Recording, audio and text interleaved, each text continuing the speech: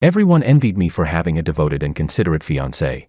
And she was also Willow Liu, the daughter of the top-tier elite Liu family. But when my father advised me to give up the engagement to his illegitimate son, Makoto, I agreed without hesitation, took the money, and walked away. That was because I had been reborn. In my previous life, Makoto caused a huge scene at our wedding. Seeing that Willow remained unmoved, he ultimately jumped into the sea in front of everyone. But who would have thought that 3 years later, I would see Willow and Makoto appearing together on the street. Not only were they acting intimately, they were also holding a child. Only then did I realize that her apparent devotion was just a facade. Behind my back, she had long since built a family with him. However, before I could rush up to confront them, I was sent flying by an out-of-control truck. At the final moment as my consciousness faded, I had only one thought: if there is another life, I will definitely take the money and run away, and fulfill Willow and Makoto, this pair of lovers. Chapter 1. George, I'm not asking you to hand the engagement over to Makoto for nothing. You'll be compensated.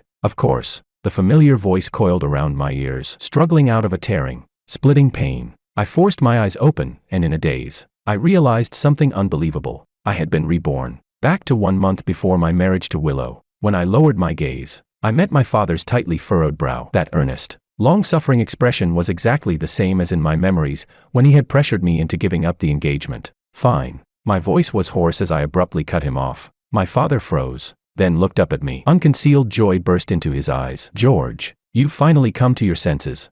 A trace of cold mockery flashed through my eyes. I curled my lips into a faint, sarcastic smile. I want 1 billion. 1 billion. Are you out of your mind? Before I could finish, my father's face had already turned a livid purple, the veins at his temples throbbing violently. I smoothed my shirt, there wasn't even a wrinkle to fix, and leisurely completed the rest of my sentence. And severing all ties between us as father and son, my father's expression changed instantly. His finger shook as he pointed at me. You ungrateful bastard. Do you even know what you're saying? Of course I do. I lifted my eyes, bone-deep hatred churning within them. From the day you cheated during my mother's pregnancy and caused her and the unborn child to die together, you stopped deserving to be my father. After all, the only son you acknowledge is Makoto. For him, you're even forcing me to give up the Liu family engagement. In that case, what difference does it make whether this father-son relationship exists or not? 2 conditions. I leaned forward slightly, impatience creeping into my tone. Miss either one, and it's a no. So, do you agree or not? My father's face turned iron blue, his chest heaving with anger. After a long while, he finally ground out through clenched teeth. Fine, we'll cut ties, just don't regret it. I'll need some time to prepare the 1 billion, but I have a condition too. The Liu family's heir cares far too much about you. To ensure Makoto can smoothly marry into the Liu family, you must leave the country within a month and never come back.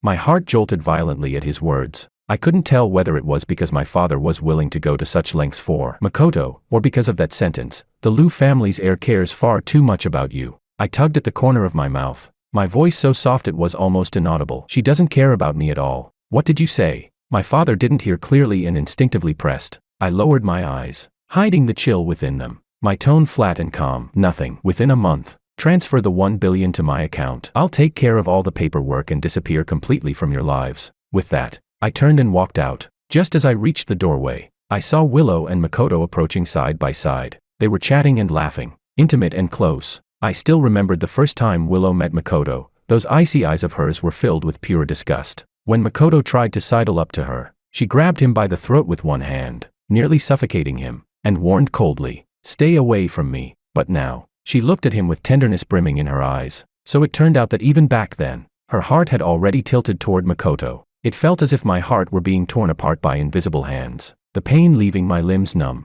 Memories from my past life surged in like a tidal wave. Back then, my mother had been forced to her death along with her unborn child. My father brought his mistress and illegitimate son straight into the Wang household, while I lived there like a rat in a gutter. It was Willow, already bound to me by engagement, who stormed into the Wang family alone and pulled me out of a pitch-dark confinement room, my body covered in wounds. From that day on, Willow Liu and the Liu family behind her became the only lifeline I had while drowning. She sheltered me forcefully under her wings. The Wang family feared the Liu family's power, yet also coveted the marriage that could elevate them further. More than once, they instigated the idea of replacing me with Makoto. How could I possibly agree?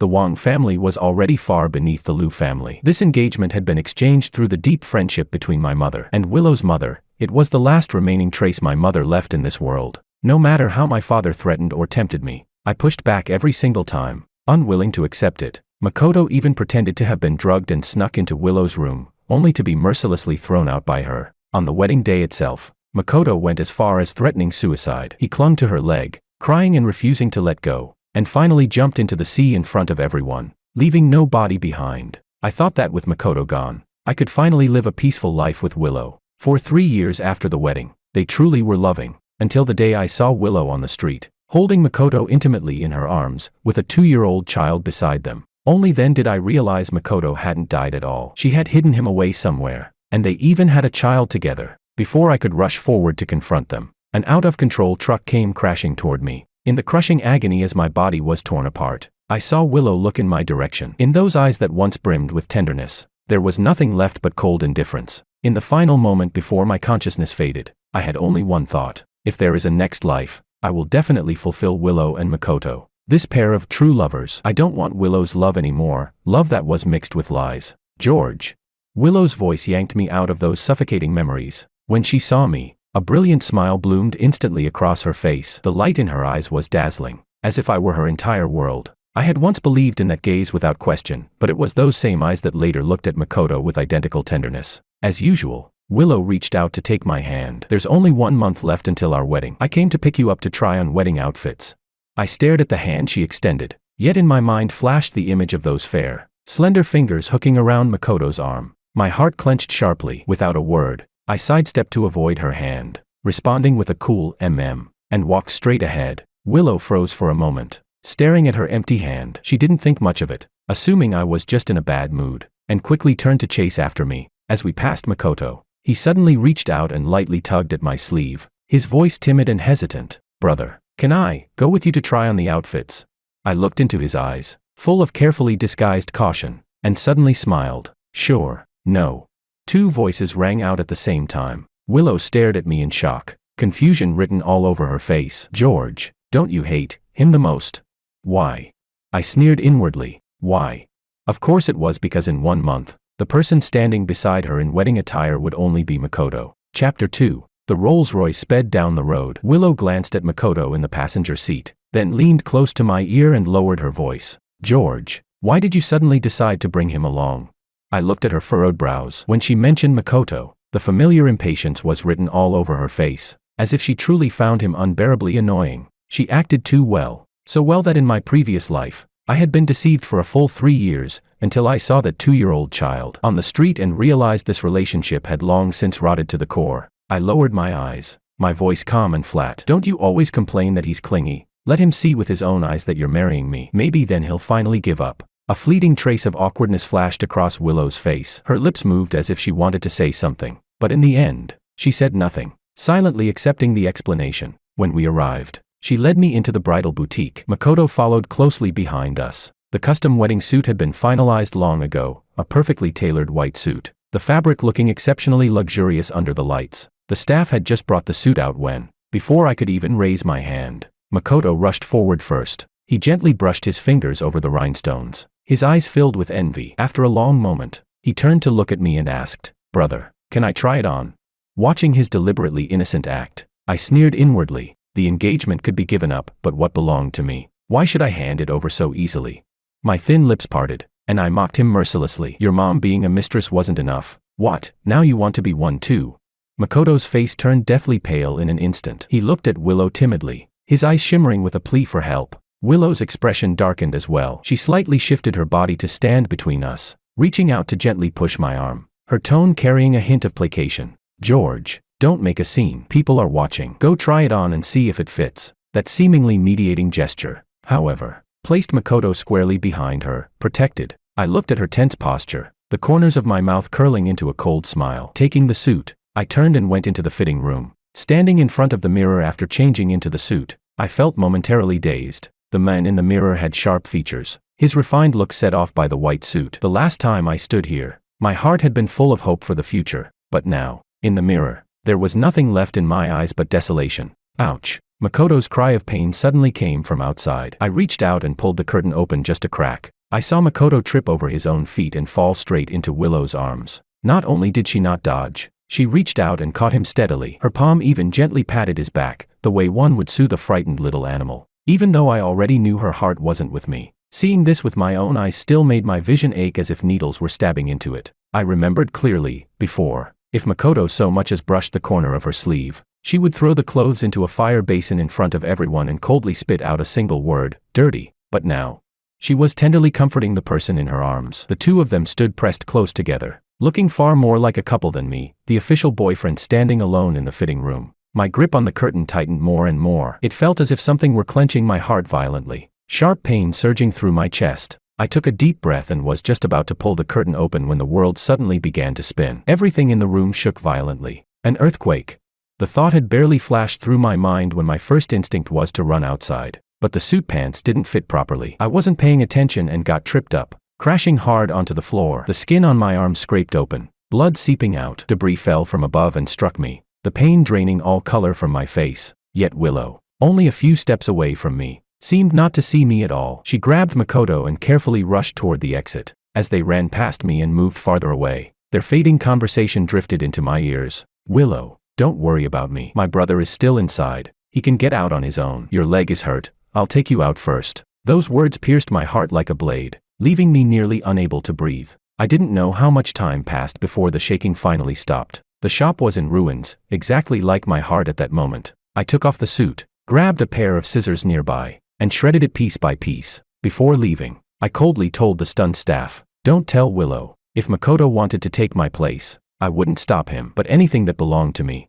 George, even if I destroyed it myself, I would never give to that man and woman." Leaving the bridal shop, I went straight to the immigration office, submitted my documents, and applied for expedited processing. The staff glanced at the injury on my arm, nodded, and said, "The procedures will be completed within a month." Standing at the entrance, I took a deep breath and looked up at the gray, overcast sky. In 1 month, I would finally leave the city completely, and go live a life that truly belonged to me. Chapter 3. I didn't go back to the Wang residence. Instead, I went straight to the small apartment I had bought for myself. By the time I threw myself onto the soft bed, it was already late at night outside the window. From the afternoon until now, Willow hadn't contacted me once. Not a single word of concern, not half an explanation. She didn't even ask how I was. I stared at my phone screen for a long time, so long that my eyes began to sting, before suddenly flinging the phone aside, closing my eyes, and falling into a heavy sleep. Early the next morning, before I was fully awake, a burst of noisy commotion jolted me up. When I went out to check,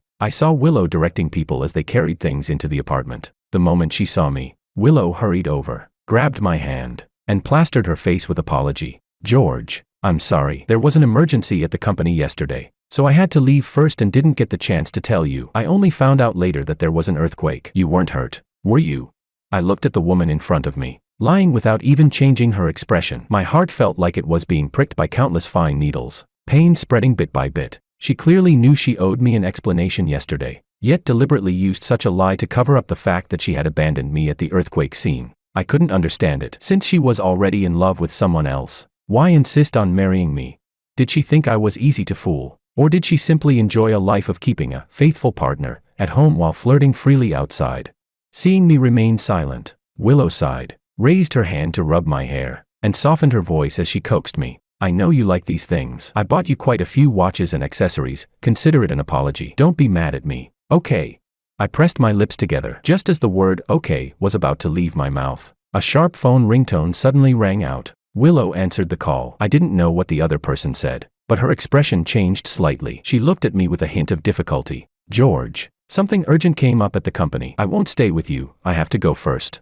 She didn't even wait for my response before rushing out the door. The apartment instantly fell quiet, leaving only the sounds of staff moving things in and out. I didn't know how much time passed before my phone let out a soft ding. I picked it up and saw that Makoto had posted a WeChat Moments update. In the photo was a pile of expensive watches and accessories. In one corner, a fair, delicate hand appeared casually, with a ring on the middle finger, one I recognized all too well. Those accessories were exactly the same as the ones Willow had given me today. That ring was the matching one to the ring on my own middle finger. That was Willow's hand. My eyes burned with soreness. It felt as though my heart was being crushed by a massive hand, making even breathing difficult. So a person's love really could be split in two. So Willow's love had never been exclusive. "Mr. Wang, everything has been placed here. Please take a look." The staff's voice pulled me back to reality. I stared fixedly at the accessories on the table. Suddenly, I forced out a smile and said to the staff, "Help me sell them. Leave nothing behind." If it wasn't something meant only for me, I didn't want it. Not long after the gifts were dealt with, Willow's call came through. I hung up. She called again. After several attempts, she finally stopped and only sent a message. If you don't like these, I'll take you to pick something yourself another day.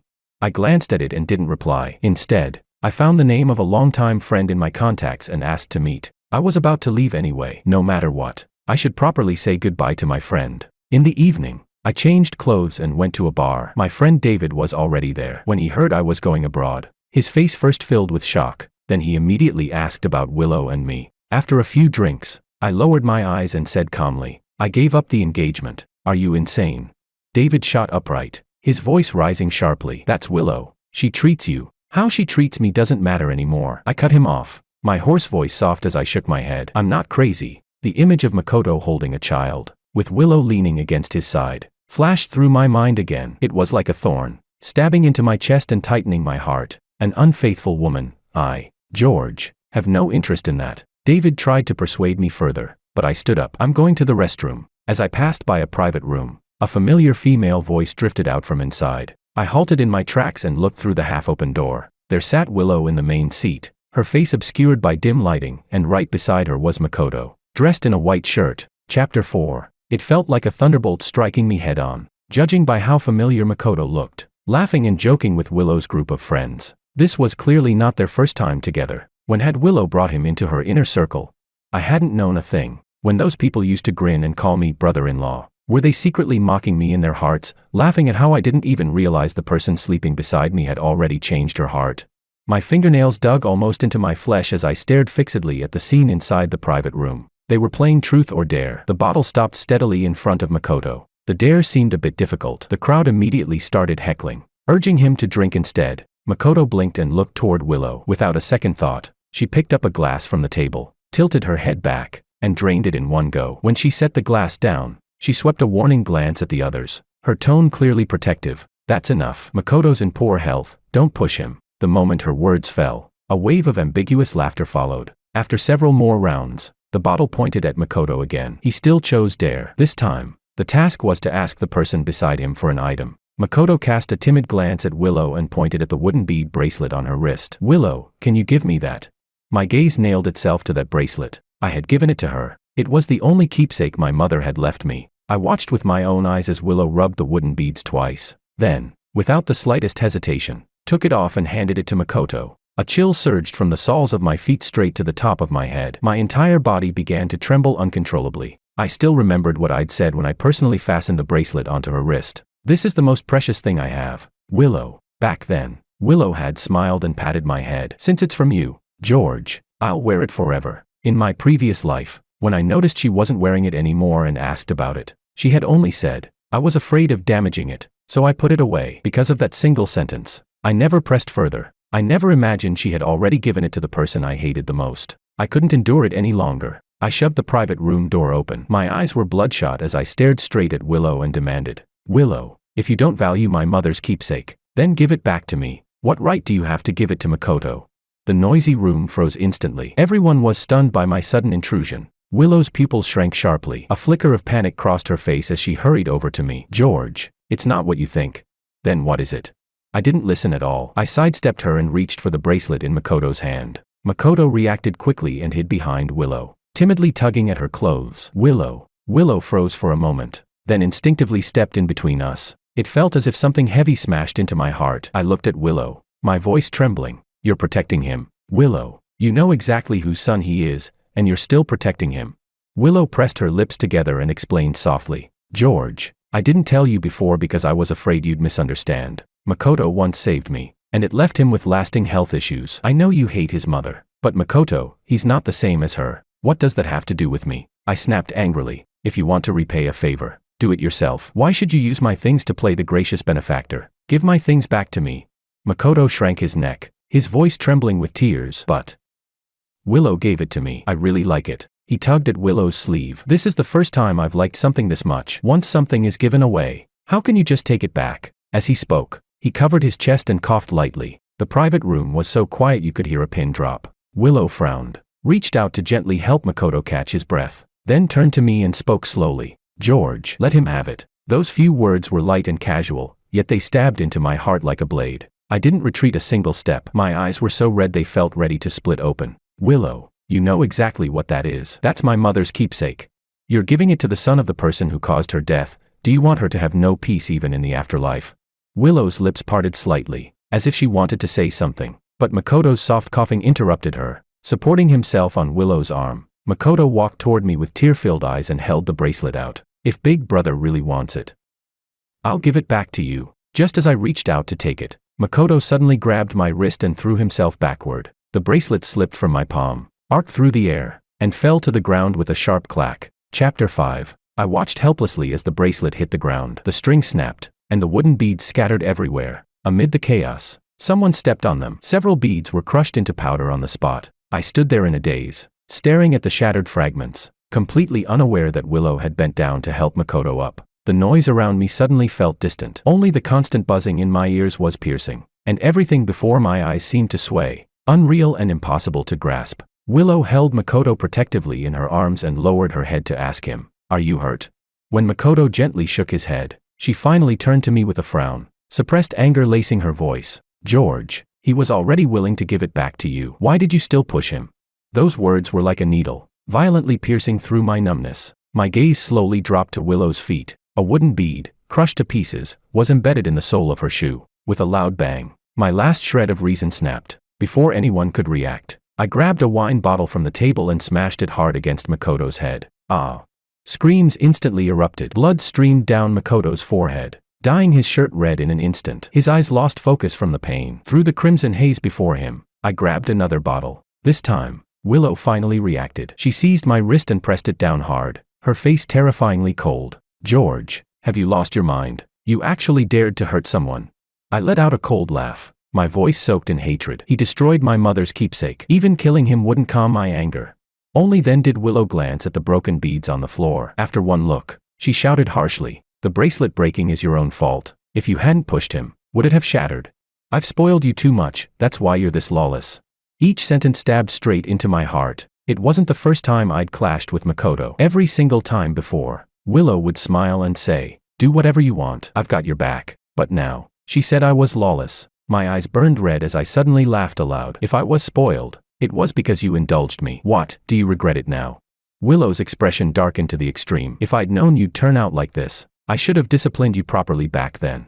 Before she could finish speaking, a muffled groan came from behind her. Makoto's body went limp, and he completely passed out. Willow hurriedly pulled him into her arms, tossing out a cold, "I'll deal with you later." She lifted Makoto sideways and slammed straight into me as she walked past. I was knocked violently to the ground. My lower back slammed into the corner of the table, and tears burst out instantly from the pain. But Willow, holding Makoto, didn't even look back. She walked away as if I didn't exist. My vision went dark. I watched the hem of her clothes disappear at the end of the corridor, all the strength draining from my body. With things having escalated this far, the others didn't dare stay any longer. One by one, they slipped away. Soon, the private room was left with only me. I crawled on the floor for a long time before finally finding 2 intact beads. I carefully clenched them in my palm. My chest felt like it was being torn apart, but I gritted my teeth and refused to cry, because no one would feel sorry for me. Crying was useless. I didn't know how long I sat there before David came looking for me. He looked at the mess all over the floor, opened his mouth as if to ask something, but when he met my eyes,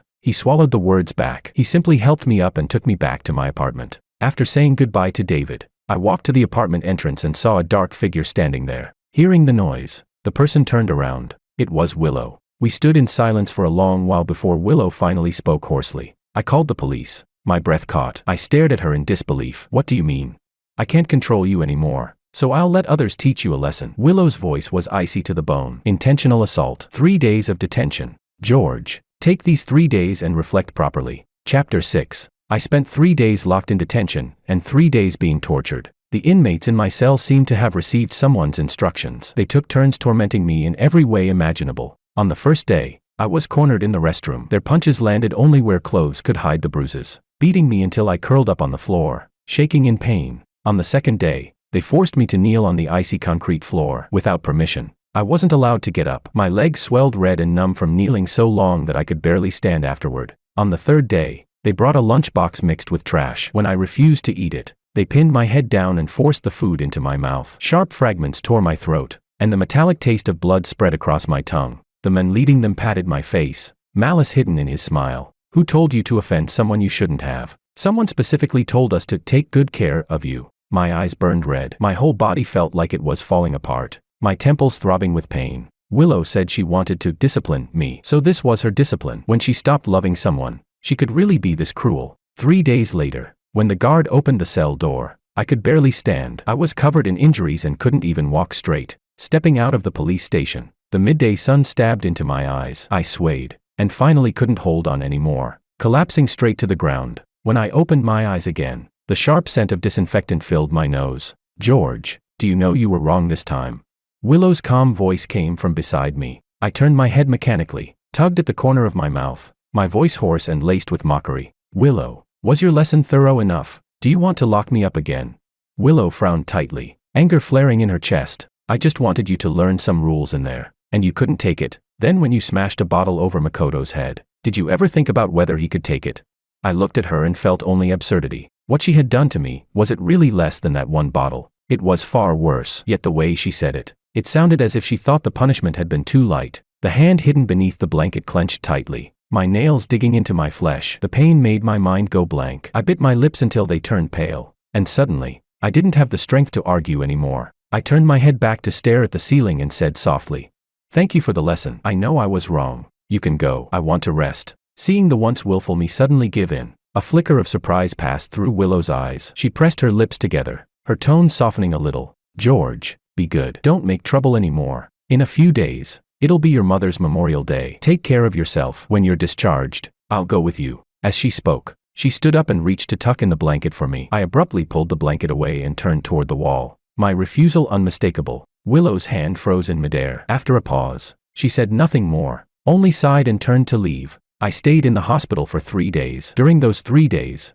Makoto's WeChat moments updated with unusual frequency, as if deliberately showing off. One day, it was Willow running all over the city to find snacks that had long been discontinued, just for him. The next day, it was Willow buying a globally limited, ultra-luxury watch and personally placing it into his hands. The day after that, it was Willow lowering her head and carefully bandaging his wounds. I scrolled through them one by one, as if self-harming, watching the tenderness that once belonged solely to me now completely transferred to Makoto. The sharp pain in my heart gradually dulled into numbness. I forced myself, little by little, to peel Willow out of my heart, until that place became so empty it could no longer hold her. The day I was discharged happened to be my mother's Memorial Day. Willow, who had promised to go with me to see my mother, never showed up. I let out a self-mocking smile, laughing at myself for still having expectations of her. I hailed a cab by the roadside. Just then, my phone lit up. It was a message from Willow. "George, something urgent came up at the company. Go to the cemetery first and wait for me. I'll be there soon."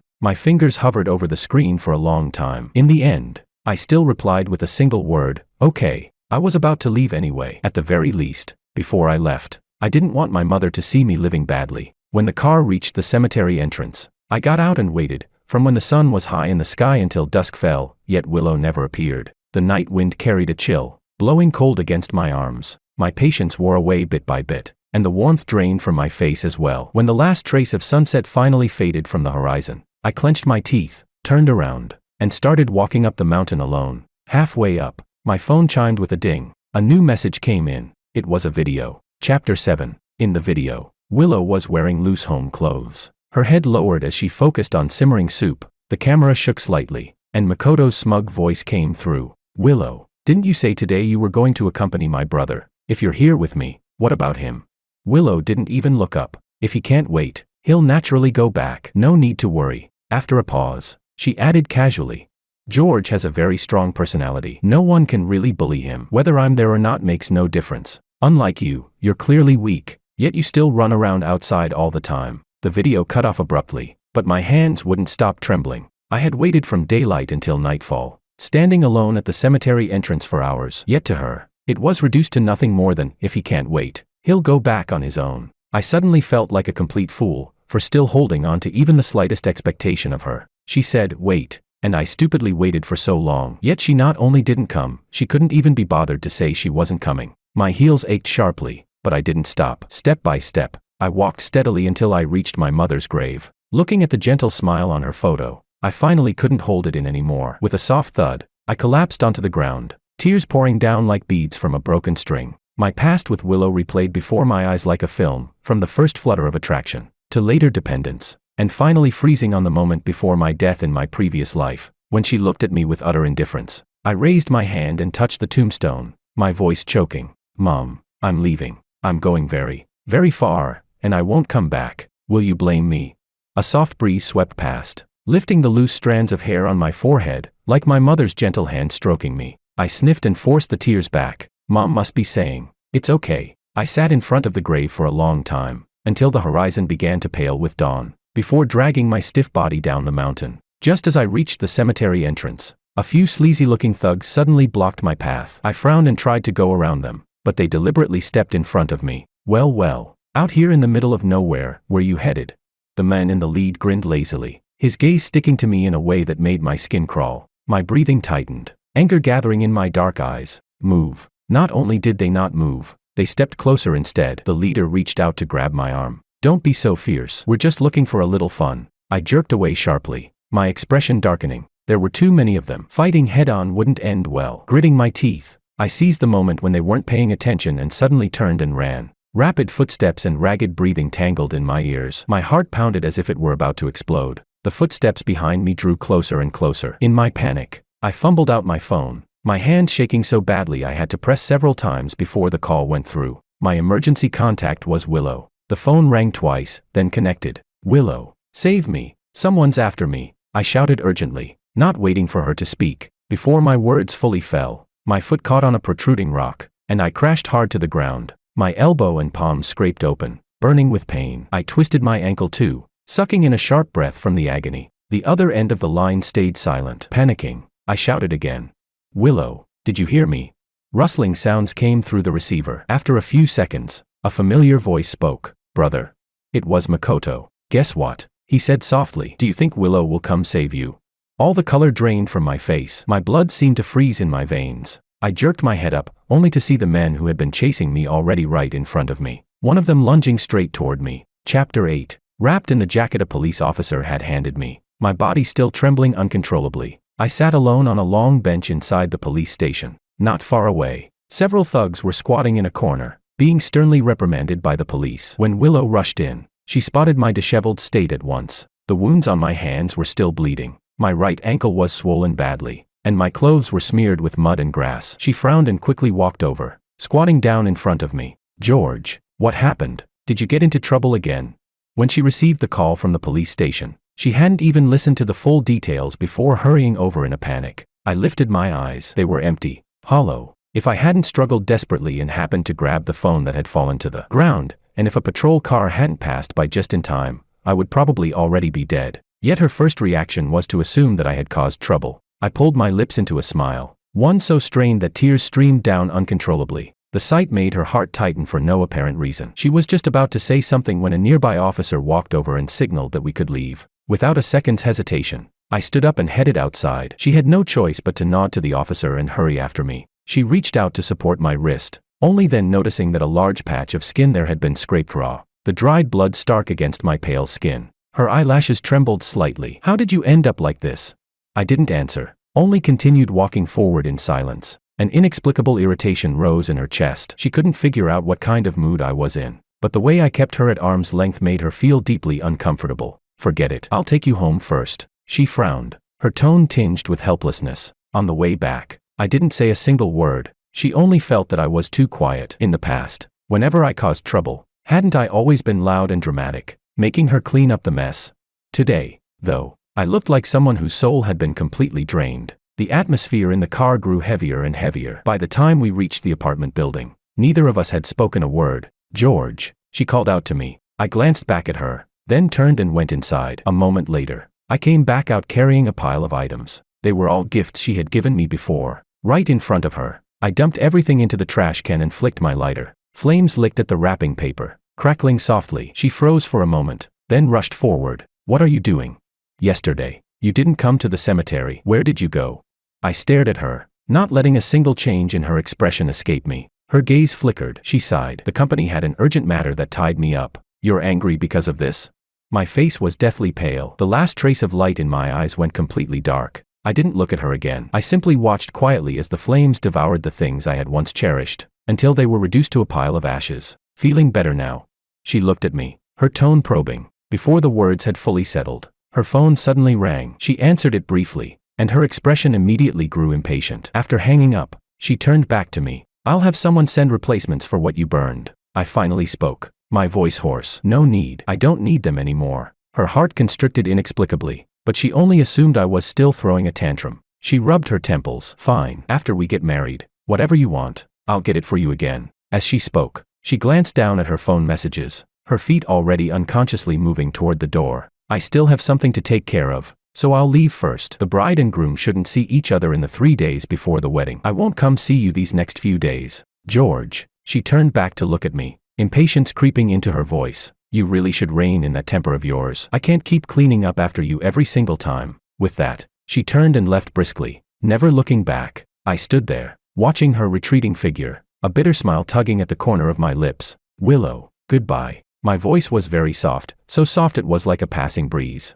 dispersing into the air the moment it left my lips. She seemed to pause for a brief second at the doorway, or maybe it was just my imagination. Soon, she walked away at a steady pace. I took out my phone. My father's message lay quietly on the screen. "The 1 billion has been transferred. Leave before the wedding." I packed up my belongings, entrusted David with handling the apartment, then went to the immigration office to collect my documents. From there, I took a car straight to the airport. At a trash can in the terminal, I snapped my SIM card in half and threw it away, then walked toward the boarding gate without looking back. The plane taxied, took off, and pierced through the clouds. Outside the window, the city gradually shrank into a tiny dot, until it disappeared completely. From then on, mountains and seas lay between us. No more ties. Chapter 9. Willow rushed to the company, where the relentless tide of work nearly drowned her. Documents piled high across her desk. She flipped through them page by page until her eyes began to ache, and only then did she look up toward the window. Just at that moment, an airplane swept across the sky, its tail carving a long white line against the clear blue expanse. For some reason, a sharp pain suddenly pierced her chest. An inexplicable sense of unease spread through her heart, as if something extremely important were slipping away from her. She frowned, raising a hand to press against her chest. Unbidden, George's face surfaced in her mind. In a haze, she remembered that when she left him earlier, he seemed to have said something. His voice had been too soft, she hadn't heard it clearly then, and now she couldn't recall it at all. Willow's grip on her pen tightened slightly. Something felt off. Was he still angry? George had always had a sharp, fierce temperament. Whenever he was wronged, he never hid it. There were countless people in their circle who had been openly shut down by him. Over the past month, she had indeed devoted more of her attention to Makoto. Perhaps she had neglected George. That might have been why he was so angry that he burned all those things. She sighed and pressed the call button on her desk. The secretary soon pushed the door open and stood respectfully in front of her. "Go and arrange for the latest seasonal clothes, watches, and accessories to be sent to George's apartment, one of each," Willow instructed. She looked up and added, "And keep a closer eye on the wedding details. Tell them to be extra attentive." The secretary nodded and was about to leave when Willow called out again. "Oh, right, the thing I asked you to look into. Any progress?" "There are some leads," the secretary replied, "but we still need to verify their accuracy." "All right." Willow twirled the pen between her fingers. "Let me know as soon as there's confirmed news." Ever since George's mother's keepsake had been broken, Willow had been looking for a chance to make it up to him. Ordinary gifts meant nothing to him, so she had people ask around. By chance, she learned that George's mother had once donated a sapphire necklace to a charity foundation. After changing hands several times, it had ended up with a private collector overseas. She immediately instructed her secretary to track down the necklace. No matter the price, it had to be bought. Imagining the look of surprise on George's face when he received it, Willow couldn't help but curve her lips into a smile. She picked up her phone and sent George a message. "I've had the latest clothes, watches, and accessories delivered to your apartment." Right after, she sent another. "George, I also prepared a gift for you. You'll definitely like it." There was no reply from him, but she wasn't worried. George was still in a bad mood. Once he cooled down, he would respond. Willow stayed busy at the office until late at night. When she finally finished everything and picked up her phone, it was already 1 in the morning. In her chat with George, only the 2 messages she had sent lay there, lonely and unanswered. Such a temper, she muttered softly, slipping her phone back into her pocket. A knock sounded at the office door. The secretary came in with a file and placed it on the desk. "President Liu, we found it. The necklace will be auctioned at the largest auction house in Country M, the day after tomorrow at 8:30 p.m. Would you like to send someone to?" "No need. I'll go myself." Willow stood up before the secretary could finish, grabbing the coat draped over the back of her chair. Book the nearest flight right now. I'm leaving immediately. But, the secretary hesitated. The auction is the day before your wedding. Won't that be too rushed? Maybe it'd be better to send someone you trust. I won't feel at ease if it's anyone else. Willow glanced at the time, her tone firm. There's enough time. As long as I secure the necklace, I can rush back right away. I'll definitely make it back in time for the wedding the next day. She wanted to personally place this surprise into George's hands. Chapter 10. Willow stayed in Country M for 2 days, pulling strings to secure entry to the auction house. That evening, she arrived at the venue right on time at 8:30 p.m. She wore a black evening gown, her figure graceful, an air of cool elegance and restrained nobility surrounding her. Several men came forward to strike up conversations, but she merely raised her hand slightly, showing the ring on her middle finger, and said flatly, "Sorry, I have a fiancé." Seeing this, the men could only leave awkwardly. When the sapphire necklace was brought onto the stage by an attendant, the entire hall erupted. The natural sapphires were crystal clear, flawless and pure. Bids rose one after another, the price soaring rapidly. 100 million. 300 million. 500 million. Only when the bidding began to slow did Willow calmly raise her paddle. 1 billion. The hall fell into dead silence. In the end, the necklace was won by her at the staggering price of 1 billion. The secretary had already booked a flight departing at dawn, and the two returned overnight. On the plane, the secretary glanced at Willow Lou several times, clearly hesitant to speak. Willow noticed and her gaze darkened slightly. If you have something to say it. Don't beat around the bush. The secretary pressed her lips together and finally spoke. President Lou, you're getting married to Mr. George tomorrow. Shouldn't you be keeping a bit more distance from his younger brother? Willow looked up at her, the pressure around her instantly dropping. What do you mean by that? Since things had come to this point, the secretary decided to be frank. President Lou, haven't you noticed, for the past month, whenever there was a choice between Mr. George and his younger brother, you always chose the latter. You're Mr. George's fiancé. Being this indecisive will make him doubt your feelings. Not just Mr. George, even we subordinates can't help but wonder whether you've had a change of heart and fallen for Mr. Makoto. A flicker of astonishment crossed Willow's eyes. You think I like Makoto? It's not just me, many people think so, the secretary said, bracing herself. If you don't like him, why treat him so well, at the cost of hurting Mr. George? That's because Makoto once saved me. Willow rubbed her temples, exhaustion evident in her voice. She had never imagined that her actions over this period would cause such a huge misunderstanding. In truth, at the beginning, she hadn't felt even the slightest fondness for Makoto. George's mother had died because of Makoto's mother. Willow had seen with her own eyes how difficult George Wang's life in the Wang family had been. Whoever bullied George, she would pay them back double, let alone Makoto, who constantly hovered around him. During that time, she had been utterly fed up with him. Yet it was precisely her cold attitude that, when that out-of-control truck came crashing toward them, led Makoto to suddenly shove her away. He himself was knocked down into a pool of blood. Because of that accident, one of his kidneys was pierced and severely damaged, ultimately having to be removed, leaving his body with irreversible injuries. From that day on, her attitude toward Makoto changed. She knew George hated Makoto, so she could only compensate him in secret, doing her best to satisfy his requests. She thought she had hidden it well, never expecting George would still find out. The one who caused George's mother's death was his mother. It has nothing to do with Makoto, Willow said quietly. He even saved me. I can't possibly place the grudges of the previous generation onto him. She simply hoped George could carry a little less hatred. Hating someone was too exhausting. President Lou, the secretary said carefully, interrupting her thoughts.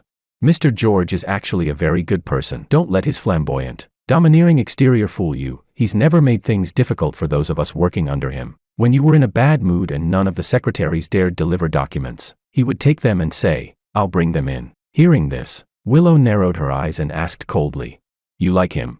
The secretary instantly froze. Cold sweat broke out across her forehead, her heart racing. She hurriedly waved her hands. "No, President Lou, it's not like that. I don't like him. Mr. George once helped me. I just hope you'll treat him a little better. Besides, you and him grew up together. Everyone knows the person he's most attached to is you. Even if you gave me 100 times the courage, I wouldn't dare harbor any other thoughts." Willow's expression softened somewhat. She snorted lightly. "I figured you wouldn't dare." The cabin fell quiet. After a long while, Willow gazed out at the deep night beyond the window and suddenly spoke. "You're right. After the wedding is over, I'll make things clear to Makoto and keep my distance from him from now on." Chapter 11. By the time Willow returned to the country, it was already 3 in the morning. She only managed to nap lightly for 2 hours before heading straight to the wedding venue. The sapphire necklace was carefully tucked into the inner pocket of her wedding dress. She planned to give George a surprise after the vows were finished. After changing into her gown and completing her makeup and styling, an overwhelming urge to see George suddenly rose in her heart. She wanted to see what he looked like in his wedding attire. So she walked straight toward the groom's dressing room, only to be stopped by the staff guarding the door.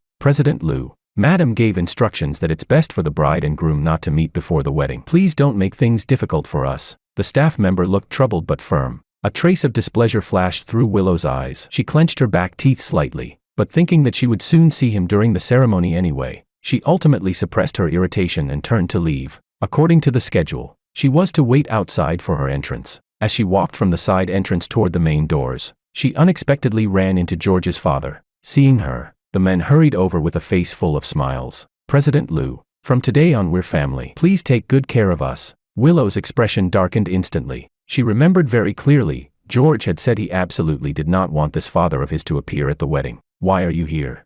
The smile on the man's face stiffened for a moment, but he forced himself to remain calm. Today is my son's wedding. As his father, I should at least be here to watch him get married. Watch him get married? Willow gave a cold laugh. The person George hates the most is you. Do you really think he'd agree to let you watch him get married? Don't be ridiculous. She dismissed him bluntly. Please leave. George won't want to see you. Of course, the man had no intention of leaving. He knew perfectly well that Willow would never agree to changing the engagement. So from the day George agreed, he had planned to hide it until the very end, to force things through after the fact. With so many prominent families present today, Willow wouldn't dare to cause a scene in public. What's more, Makoto had said it himself, Willow already treated him differently. Perhaps, deep down, she had feelings for him anyway. President Liu, no matter what, I'm still George's father, the man said stiffly, forcing a smile. If I'm not here on his wedding day, won't people say his family is fractured, that father and son are estranged? Willow Liu hated being threatened more than anything. Her voice turned completely cold. So what, with me here? Who would dare say a word? She stepped forward, the pressure around her surging sharply. You'd better leave now. Don't force me to take action. He agreed himself, the man blurted out anxiously, righteous and confident. I asked him, he agreed. Otherwise, how do you think I got in here? Isn't that proof enough? Willow froze, her brows knitting tightly. She truly hadn't received any message from George objecting to this. Could it be that he had tacitly allowed it? After a moment of hesitation, she finally compromised. Fine, but if you dare to cause any trouble at the wedding, don't blame me for being ruthless. With that, she turned and walked toward the main entrance. When the wedding march began to play, Willow stood at the doors holding her bouquet, her heart inexplicably tightening. She and George had known each other for over 20 years, growing up together, pledging their future to each other at 18. Now, she was finally going to marry him. This had nothing to do with the engagement. It was simply where her heart belonged. In the distance, the doors of the banquet hall slowly opened. The white veil was draped over Willow's head, blurring her vision. Through the gauzy fabric, she looked toward that familiar yet somehow unfamiliar figure, an inexplicable sense of unease stirring within her. But this was the wedding venue she had personally arranged. What could possibly go wrong? Step by step, she walked toward him, her heartbeat thunderous in her ears. When she finally placed her hand into his palm, her lips curved upward unconsciously. She slowly lifted her head, watching as the other person raised a hand and gently lifted her veil. The moment she saw that face, it was as if a bolt of lightning struck Willow head-on. Her entire body went rigid, frozen in place. Chapter 12. Why is it you? Willow's voice broke. Her eyes filled with shock as she stared at the face in front of her. Where's George? Makoto curved his lips into a smile and reached out to grab her hand. My brother gave the engagement to me. Willow, the one marrying you today is me. Willow's mind went buzz. She stared blankly at Makoto, repeating numbly. Gave it to you? What do you mean? Willow, I'm also a son of the Wang family. Makoto blinked, his tone utterly matter-of-fact. The Liu family is marrying into the Wang family. My brother didn't want it, so naturally it should be me instead. You know it too, there's actually me in your heart. What nonsense are you spouting? Willow violently shook his hand off. The force sent Makoto staggering backward before he fell heavily to the ground. Willow, Makoto's eyes instantly reddened, tears pooling as he looked up at her. There are so many people watching. Can't we just finish the wedding first? Who wants to go through a wedding with you? Willow shouted angrily, then abruptly turned to George's father standing to the side, her gaze icy as tempered steel. So this is why you dared show up today. Where did you hide, George? Who gave you the nerve to pull a switch like this? Her aura made his heart jolt, but he still forced a smile, pretending to stay calm. President Liu, you're misunderstanding me. George agreed to give up the engagement himself. I didn't force him. Otherwise, Even with 100 lives, I wouldn't dare pull tricks at your wedding. He paused, then added. Besides, Makoto is also my son. Since it's a marriage alliance anyway, who marries you makes no difference. And Makoto said it himself, you've been so good to him lately. You must have feelings for him. Who likes him? Willow's face darkened frighteningly. My engagement with George is between him and me. It has nothing to do with the Wong family. Who gave you permission to privately replace the groom? Hand George over. She stepped forward, the pressure around her so low it was suffocating. I don't believe for a second that he did this willingly. He hates you more than anyone. I know that better than anyone. There's no way he'd give up the engagement. Wong, she said coldly. Are you trying to force me to use harsher methods? George's father's face paled. In a panic, he pulled out his phone. He really agreed himself. I'm not lying. He opened a recording. George is cool. Emotionless voice played from the speaker. 10 billion. Plus cutting off our father-son relationship. In exchange for Makoto marrying into the Liu family. That's a pretty good deal. Willow's mind went completely blank. She stared at the phone, unable to believe what she was hearing, murmuring. How is that possible? How could that be? She suddenly spun around and ran toward the exit. I'm going to find George and ask him myself. Makoto, still sitting on the ground, panicked. He lunged forward and grabbed the hem of her dress, looking up at her with tear-filled eyes, trying desperately to evoke her sympathy. Willow, my brother already gave you to me. Even if you want to ask him, at least finish the wedding first. Okay. I've liked you for so long. I finally got the chance to marry you. Haven't you ever liked me even a little? You clearly treated me so well. By the end, his voice was choked with sobs, thick with grievance. No. Willow shattered his illusion without mercy. I have never liked you. I was only nice to you because you saved me. That's all. She enunciated every word coldly. I will not marry you. This wedding is cancelled. Makoto's face drained of all color. He clutched the hem of her dress tightly, refusing to let go. Willow yanked hard, breaking free of his grip. She couldn't even be bothered to spare him another glance, her mind filled with only one thought, finding George. Willow.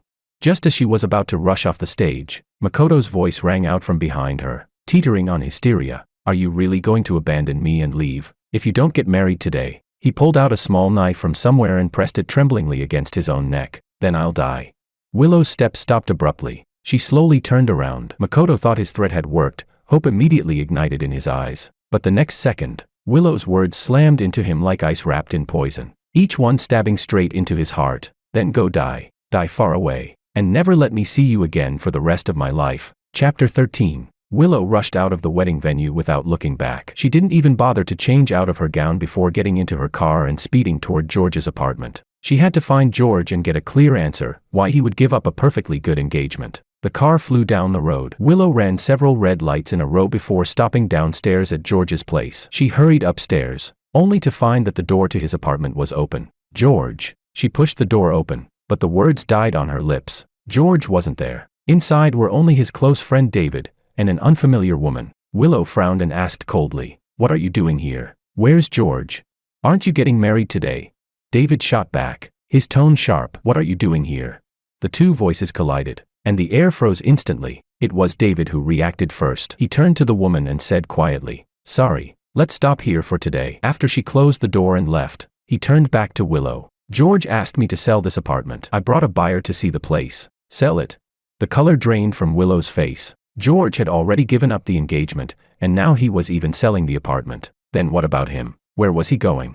In a panic, she fumbled for her phone and dialed George's number. Beep, beep. Before it rang 3 times, a cold mechanical female voice cut in. "The number you have dialed does not exist." Willow's grip on the phone tightened abruptly. "Impossible." She redialed, twice more. Each time, the same emotionless message echoed in her ear. Only then did she realize something was truly wrong. She snapped her head up and stared at David. Why is he selling the apartment? Where is he right now?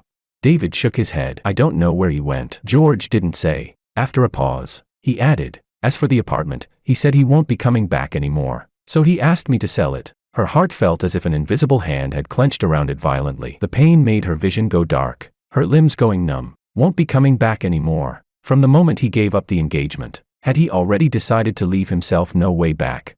David looked at her dazed expression and thought of the hollow look in George's eyes before he left. Finally, he couldn't help frowning. "President Liu, you were standing at someone else's wedding in a wedding dress. Why are you still asking about George now?" "I wasn't," Willow blurted out. "I didn't know the groom would be switched to Makoto. From beginning to end, the only person I ever wanted to marry was George." Her lips were deathly pale. I don't understand why he left, why he gave up the engagement. A flash of surprise crossed David's eyes. So she really didn't know. He had thought this absurd farce was something they had agreed on together. He pressed his lips together, his tone turning colder. I've known George for over 10 years. He's not someone who would do something like this for no reason. If you hadn't done something that completely broke his heart, how could he have left so decisively?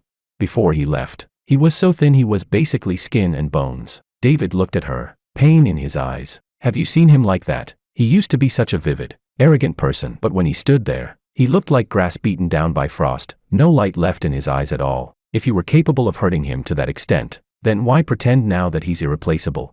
David's words pierced Willow's heart like countless needles. I didn't do anything. Even as she said it, Willow felt dazed and uncertain. She suddenly realized that George's changes seemed to have started on the day they went to try on wedding outfits. That day, there was an earthquake. She abandoned George and took Makoto away first. Later, she lied and said she had urgent matters that day, and shortly after, George sold all the gifts she had given him. After that, because of Makoto, she had George detained for 3 days. She told herself it was just to temper his personality, to stop him from acting so impulsively. And there was also the time she chose to stay with Makoto instead of accompanying George to visit his mother's grave. The more she thought about it, the colder she felt. She suddenly remembered what her secretary had once said. If you don't like Mr. Makoto, then don't treat him so well. Otherwise, you'll only hurt Mr. George. So George had known all along. He had known about her lies, and about everything she did for Makoto. In his eyes, had he already believed that she had fallen in love with Makoto? Willow dug her nails deep into her palm. The pain made her shudder, but it was nothing compared to the agony in her chest. What had she done? All the strength drained from her body at once. Willow looked at David, her gaze humble, almost pleading. Please, tell me, where did he go? Chapter 14. David looked at her utterly distraught expression and turned his head aside, avoiding her gaze. I'm sorry, I really don't know where he went. I honestly can't tell you. Willow collapsed weakly onto the sofa. It felt as if her heart were being sliced open by a sharp blade, the pain so intense that even breathing made her tremble. After a long while, she finally spoke in a hoarse voice. Since this place is being sold, sell it to me. George had burned everything that belonged to the two of them. Now, the only thing left was this apartment. Unable to refuse her, David ultimately transferred the apartment into her name at the price George had specified. After buying the apartment, Willow returned to the company and immediately ordered her secretary to investigate George's whereabouts. She could not accept him disappearing without a trace. She had to find him and clear up every misunderstanding. President Liu. The secretary pushed the door open and placed a stack of documents on the desk. Did you find him? A spark of hope instantly lit up in Willow's eyes, but when she saw the secretary shake her head, that spark went out just as quickly, her heart plunging into despair. I found some things. You should probably see them yourself. The secretary's hesitant tone made it clear that what she had uncovered was anything but ordinary. In searching for George, they had traced everywhere he had been and everyone he had contacted before leaving, and unexpectedly dug up these hidden matters. Willow frowned, picked up the USB drive on the desk, and plugged it into the computer. There were only 2 videos in the folder. In the first video, surveillance footage from the detention center showed George being cornered by inmates in the same cell. Some yanked his hair, others kicked him. In the end, they even shoved filth from a trash bin toward his mouth. The second video was blurrier, seemingly captured by a roadside camera. George was running desperately along a mountain road, several sleazy-looking men chasing close behind. Willow stared fixedly at the screen, her face darkened inch by inch, until she was nearly crushing the mouse in her hand. The pressure around her was terrifyingly low. She suddenly looked up at the secretary, her gaze sharp as an ice-tempered blade. What exactly is going on? George, how could he have gone through things like this? The secretary slid another file over, her eyes filled with reluctance. The day you sent Mr. George into detention, someone used your name to grease the wheels inside and told them to take good care of him. Who was it? The secretary flipped a page and pushed the attached transfer records and chat screenshots in front of her. It was Makoto. Willow's heart clenched violently. She had never imagined that during those 3 days in detention, George had suffered such inhumane treatment. How dare he? Willow ground her back teeth together. There's more. The secretary continued. I checked Mr. George's call logs and messages from the past month. Makoto sent him quite a few provocative messages. And on the day Mr. George was harassed by thugs in the mountains, he called you. The call lasted 1 minute, then it was disconnected. At that, Willow suddenly remembered that morning when Makoto had taken her phone, saying he wanted to look something up. She hadn't paid it any mind then. Now, thinking back, that cut-off call for help had almost certainly been hung up by him. Not only had she failed to receive George's plea for help, afterward, She even accused him of always causing trouble, without asking a single question about what had actually happened. The secretary flipped through the documents page by page, laying out everything George had gone through during that time. Every word on those pages was like a knife, slicing into Willow's heart over and over again. She suddenly realized that George had grown quieter and quieter lately. He no longer clung to her like before, and even when he was wronged, he stopped asking her to stand up for him. She had thought he was finally learning to rein in his temper, but it turned out, he had already been completely disappointed in her. Willow's breathing grew rapid. Her temples throbbed violently, the pain making her vision go dark. She suddenly stood up. "Prepare the car. We're going to the Wang residence." Inside the Wang family villa, Makoto sat gloomily on the sofa. Ever since the wedding fiasco, he hadn't gone out at all, becoming the laughingstock of their entire circle. His father sighed. "Do you really have to have Willow?" A flicker passed through Makoto's eyes. Was he really so obsessed with Willow? Not at all. It was simply that George's fiancée was the heir to a top-tier elite family. He couldn't accept it. Why should George be allowed to have what he couldn't snatch away? He was just about to speak when the villa doors were suddenly kicked open with a deafening bang. The door slammed into the wall, dust shaking loose and falling. Willow stood at the entrance, backlit, her entire body radiating a terrifying chill. The moment Makoto saw her, his eyes lit up. "Willow, you're here too." Before he could finish, the look Willow shot at him froze the words in his throat. That gaze was far too sharp, like ice spikes stabbing into him, sending an involuntary chill through his body. "Willow, what's wrong with you?" Willow didn't respond. She merely raised her hand and waved it lightly. The bodyguards behind her immediately filed in, swiftly taking control of the scene. She curled her lips slightly, the coldness in her eyes deepening. Smash it. Chapter 15. The bodyguards, wielding steel pipes and axes, smashed viciously at the villa's furnishings right in front of the father and Makoto. Paintings, furniture, vases, everything was shattered to pieces in an instant. The father's face turned deathly pale. Trembling, he lunged forward. "President Liu, what are you doing? How has the Wang family offended you?" Willow curled her lips slightly. "Effective today, the Wang group will enter bankruptcy liquidation." Every word fell with crushing force. Makoto's pupils contracted sharply. As if struck by lightning, he froze in place, unable to move. The sounds of shattering all around him, his father's frantic cries, they made him tremble uncontrollably. Looking at the woman before him, cold to the point of cruelty, a deep fear rose in his heart. No, the father went mad, trying to grab Willow's arm. "For George's sake, President Liu, for George's sake, please spare us, I'm begging you." He babbled incoherently, clutching at George's name like a lifeline. Willow lifted her foot and kicked him away. The father staggered back and crashed into a coffee table with a broken leg, letting out a muffled groan of pain. "You dare mention George?" Her eyes were vicious. "You caused his mother's death, favored your illegitimate son for over 10 years, and now you still have the face to use him as a shield. Keep smashing," she barked. "Don't leave a single scrap behind." "No, please." Makoto's lips trembled. His former arrogance had completely vanished, leaving only terror. He looked at Willow, forcing out the pitiful expression he used to show. "Willow, please spare my father. I won't force you to marry me anymore, really.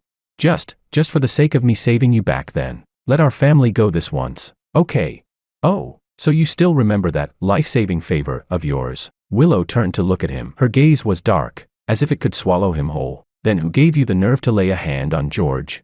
All the blood in Makoto's body seemed to freeze instantly. Cold sweat broke out in his palms. He forced himself to stay calm, his smile uglier than crying. What are you talking about? I don't understand." "When you told the inmates in the detention center to take good care of him," Willow reminded him slowly, word by word. "You didn't look this clueless." Makoto felt as if he'd been doused in ice water, chilled from head to toe, shaking uncontrollably. She knew everything, and it didn't stop there. "When he was being chased by thugs and called me for help, you cut off that call, didn't you?" Willow continued coldly. "Because of that, he almost died at the hands of those beasts. And those messages meant to sow discord, deliberately making him misunderstand our chat records." "Makoto, did you really think that just because you once saved me, you could act however you pleased in front of me?" With every sentence she spoke, Makoto's face grew paler. By the end, his lips were completely drained of color, his eyes filled with nothing but fear. He didn't dare imagine what awaited him. "No. Willow, I just loved you too much. I just wanted to marry you." He collapsed to the floor, tears and snot streaking his face. "I didn't mean it. Please spare me this once, okay? I swear I'll never disturb you and my brother again." He reached out to grab at Willow's pant leg, but she stepped back in disgust, avoiding his touch. "So desperate to climb into high society," Willow said coldly, her voice sharp enough to frost the air. That 40-year-old woman from the Wang group happens to be short of a plaything. I'll decide for your father and send you over. That way, you get to fulfill your dream of marrying into wealth, and I get to repay your favor. Isn't that perfect?"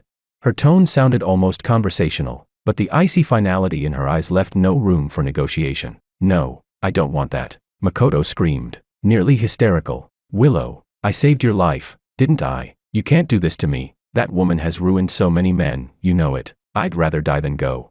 Willow looked at his crazed state with utter indifference. Not a ripple stirred in her heart. She turned her head and instructed the bodyguard beside her. "Send Mr. Wang over there. Keep a close eye on him. Don't let him escape." The Wang family villa was ultimately reduced to ruins. As Makoto was dragged out by the bodyguards, he continued screaming curses, his shrill voice fading farther and farther away. The father collapsed amid the debris, his eyes hollow, murmuring over and over, "It's over, it's all over." Willow Lu let out a cold laugh and turned to leave. Just as she reached the car, the secretary suddenly came running over, out of breath. "President Lu, we found Mr. George's whereabouts." Willow snapped her head around, a blazing light bursting into her eyes. "Really?"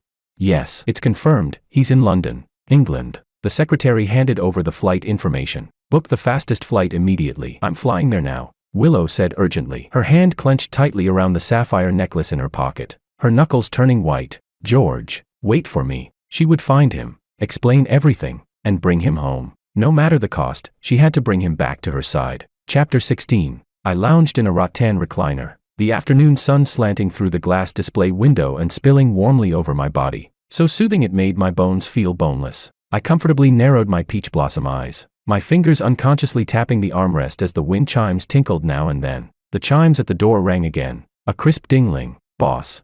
Fluent American English floated in, and the visitor's gaze landed precisely on the lazy figure sprawled in the recliner. I lifted my eyelids, saw it was a regular, then closed my eyes again. "You again. Pick whatever you want to do today, materials are on the shelf." A month ago, I moved to this seaside town, bought a small villa with a courtyard, and took over this corner storefront to open a handmade crafts shop. Life moved at an unhurried pace. There weren't many customers, and most of the time I just basked in the sun and let my mind wander. All those messy, suffocating troubles that had tangled me up for over half a year felt like fog blown away by the sea breeze, gradually fading until they left no trace. Until 2 weeks ago, when a woman named Anna pushed open the shop door and became a regular from then on. "Wang, can you teach me how to make a ceramic mug today?" Anna sat familiarly on the wooden stool across from me, her gaze resting on my sun-kissed profile. Long lashes, a high nose bridge, even the small dimple at the corner of her mouth seemed steeped in warmth. I let out a lazy hum. "The plates you made a few days ago are still in the kiln." "Anna, your enthusiasm for ceramics is really something. I've always been fascinated by Eastern craftsmanship." Anna smiled openly, her emerald green eyes sparkling like crushed diamonds in the sunlight. "Too bad I still haven't managed to complete a piece on my own. Even after coming so many times." She lowered her eyes slightly, disappointment coloring her voice. I laughed inwardly. Back when I was learning pottery, how many clay blanks had I smashed before getting the hang of it? If this foreigner mastered it in a couple of tries, wouldn't all my years of effort be a joke?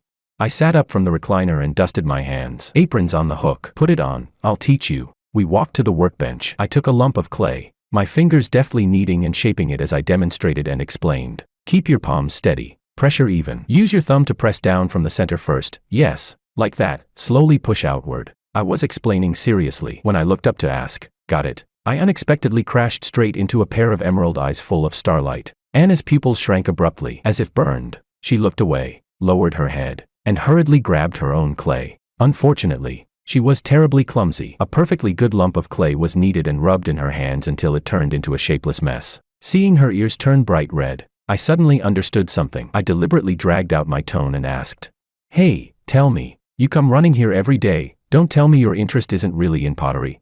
I paused, watching Anna's body stiffen instantly, then added wickedly, "You wouldn't happen to be into me, would you?"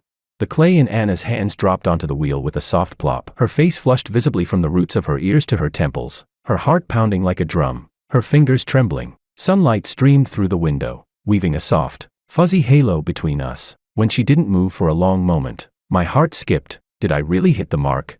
I was about to smooth things over when Anna suddenly looked up. Her emerald eyes reflected my figure clearly, shining almost too brightly. I felt a sudden panic, blinking instinctively. Even the tips of my ears began to heat up. Her gaze was far too focused, like a deep-sea vortex, tempting one to sink into it.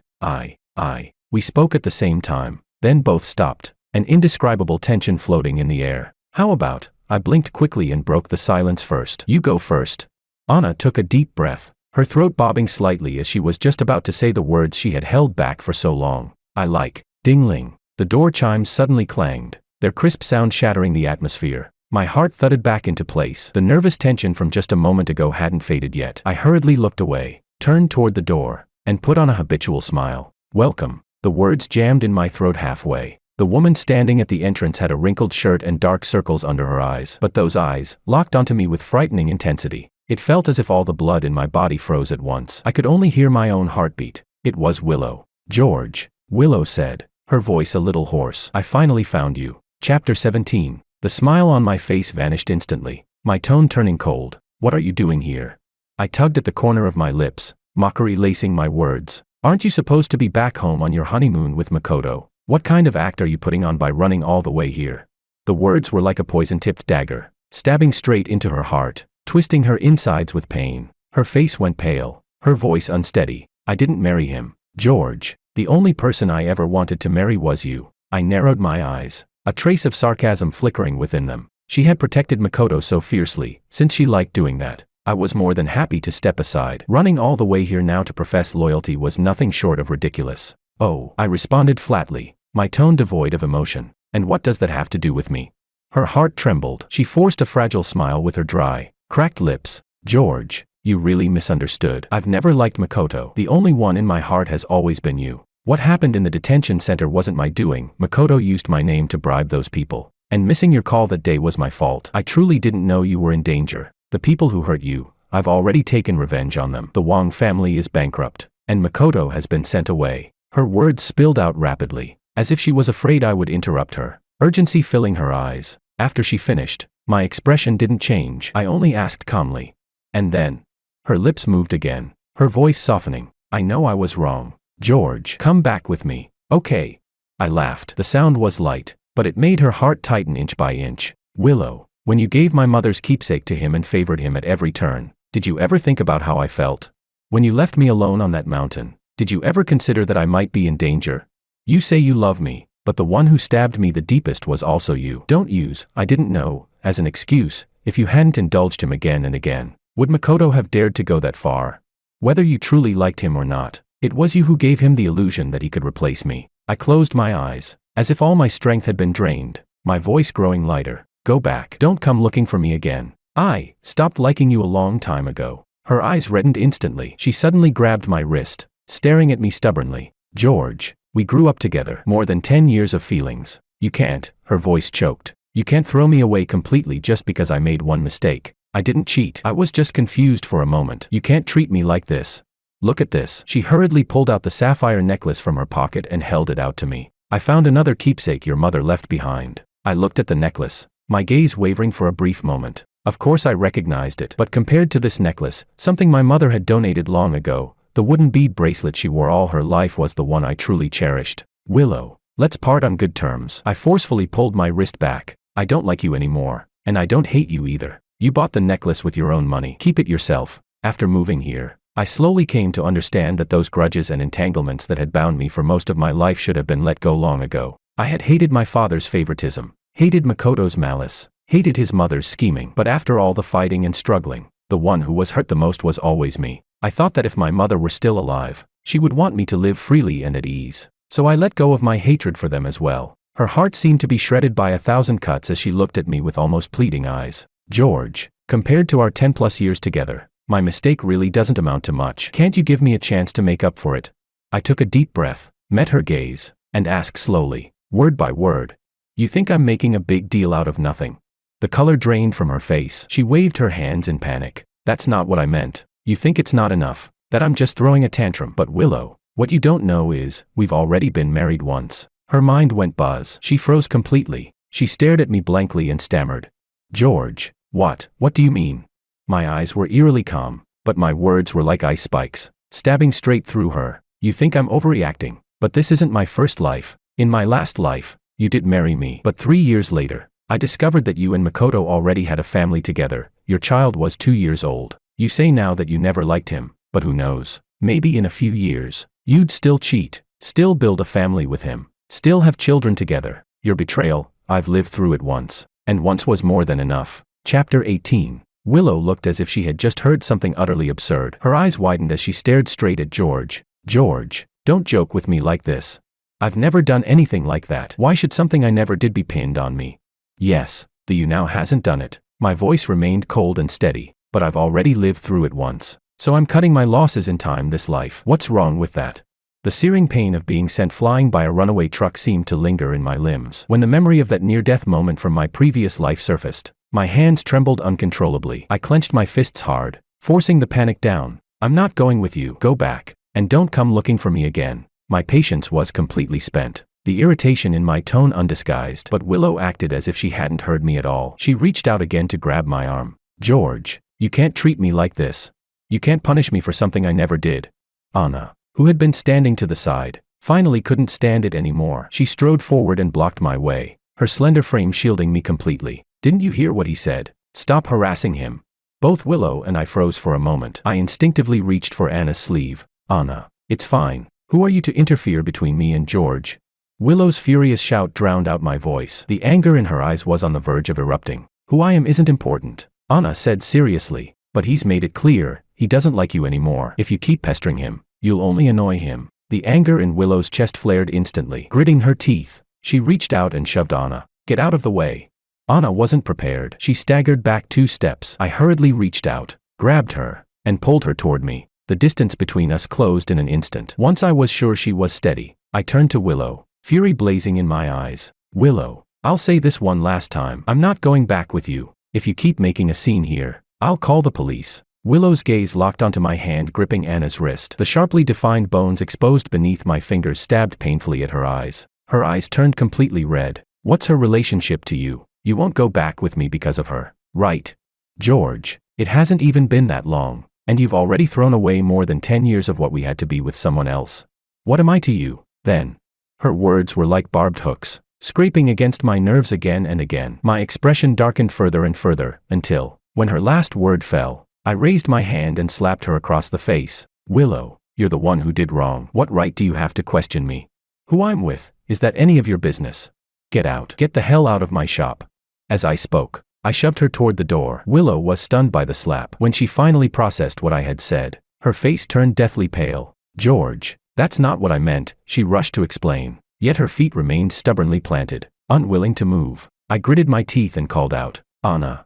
Anna immediately stepped forward. Together, we forced Willow toward the exit. Bang. The shop door slammed shut hard in front of Willow. Right after that, the curtains over the glass windows were pulled down, completely cutting off her view. Willow stood frozen outside the door, her face white as paper. In a daze, she suddenly remembered the day George confessed to her. It was the day after she had turned 18. George had domineeringly cornered her at the mouth of an alley, lifting his chin in forced bravado as he asked, Willow, even though we're engaged, I still want to ask, do you like me?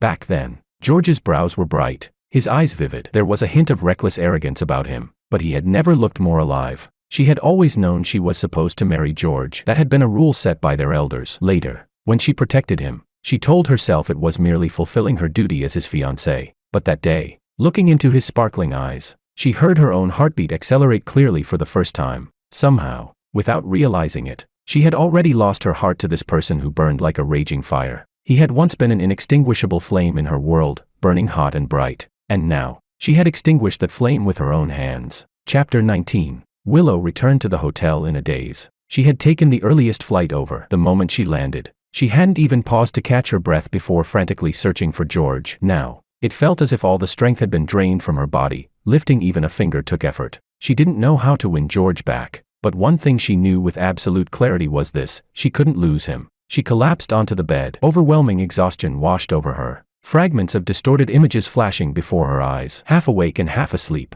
she fell into a dream. In the dream was the past life George had spoken of. She floated in midair like an outsider, watching another version of herself do things that felt both familiar and foreign. At that lifetime's wedding, Makoto had once again threatened suicide. Back then, her gaze had been even colder than it was now. She had tossed out a single line: if you're going to die, do it far away, then turned around and took George's hand. She thought that was the end, until a year later, when she ran into Makoto on the street. He was holding a newborn baby, his face deathly pale as he blocked her path. He said that after jumping into the sea, He had been rescued by fishermen. He claimed he'd lost his memory, gotten married, and had a child, but now his wife had died in childbirth. With nowhere left to turn, he had finally remembered her. Out of that lingering sense of gratitude for saving her life, she rented him a place in the outskirts of the city, gave him some money, and occasionally went to check on him. From beginning to end, she remembered clearly that she was George's wife. She never crossed the line. At the very end of the dream, she saw herself suddenly lose control when her gaze landed on the men who had been sent flying by a collision not far away. She rushed over like a madwoman, cradling George's already lifeless body in her arms, wailing in despair. The overwhelming grief drowned her. She jolted awake from the dream, tears soaking the pillow. Her throat burned with dryness, and her heart felt as if it had been torn apart by force, aching unbearably. She stared blankly at the ceiling for a long moment. Then, all of a sudden, she got up, threw on her clothes, and rushed straight toward George's shop. Chapter 20. I was still the same as usual, with few customers in the shop. I lay back in the recliner, swaying leisurely. The wind chimes by the door rang. I lifted the book covering my face and turned my head toward the entrance. Welcome. My words came to an abrupt halt again. Why are you here again? A flicker of impatience crossed my face. Wasn't what I said yesterday clear enough? Willow opened her mouth, then quickly walked over and squatted in front of me, unconsciously rubbing the corner of her clothes. George, I dreamed about the past life you talked about. I hadn't expected her to say that. I froze for a moment. Her voice was hoarse as she continued. I saw everything. I saw it all, and I saw you die under that truck. So, my voice was cold. What exactly are you trying to say? I didn't cheat. Willow looked at me seriously. Everything you saw wasn't real. Makoto's child isn't mine. I just happened to run into him on the street after he survived, and I helped him and his child. That's all. George, she grabbed my hand tightly. I never betrayed you. No matter whether it was in your past life or this one, the only person I've ever loved is you. George, could you give me one more chance?